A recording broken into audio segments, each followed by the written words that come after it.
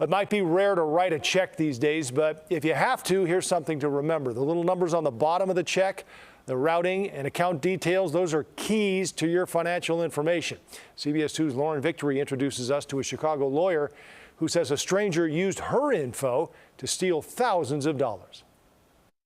Home Depot, $1,598.07. A shock to Ebony Lucas. $1,251.78. Found a lot of subtraction signs that had no business being in her law firm's bank account. We have charges related to filing with the county. We have charges relating to filing with the sheriff's department. So where did the thousands of dollars in home renovation costs come from?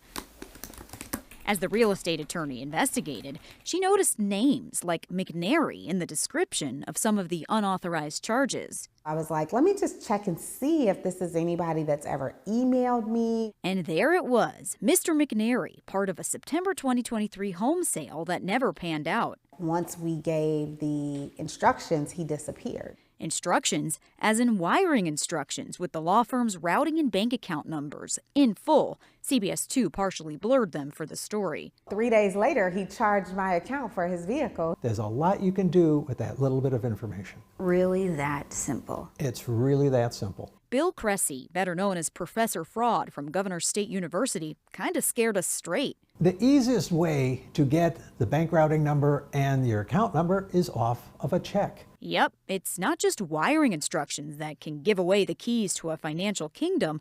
A stranger can lift routing and account info from those tiny numbers on the bottom of your check, then settle a bill. Boom, that's all you need. They can process that payment as if they were given a paper check. Short of never writing a check again, how can you protect yourself? Professor Fraud's suggestion, sign up for bank alerts. Tell them if you see checks over this amount, or if, whatever the criteria is that the bank allows you to do, you can use that. Then you immediately would get an alert, then notify the bank, no, this is a fraudulent check, fraudulent transfer, do not proceed with it. It is very frustrating. If you don't act immediately, you could end up like Ebony. Chase Bank denied some of her fraud claims, in part because the transactions she said she didn't make were months old. The banks look at it as this: if you have given someone freely your information, then there's no fault on their part. They're simply doing their job. Can you believe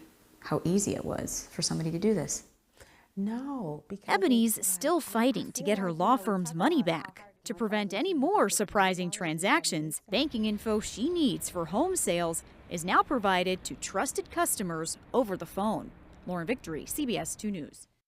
Another piece of advice, check your bank account a few times a week, even if that means just a quick look to see what the balance looks like. CBS 2 was able to get in touch with the man listed on some of Ebony's bank transactions. You can see what he says in part one of this story. That's on our website, cbschicago.com.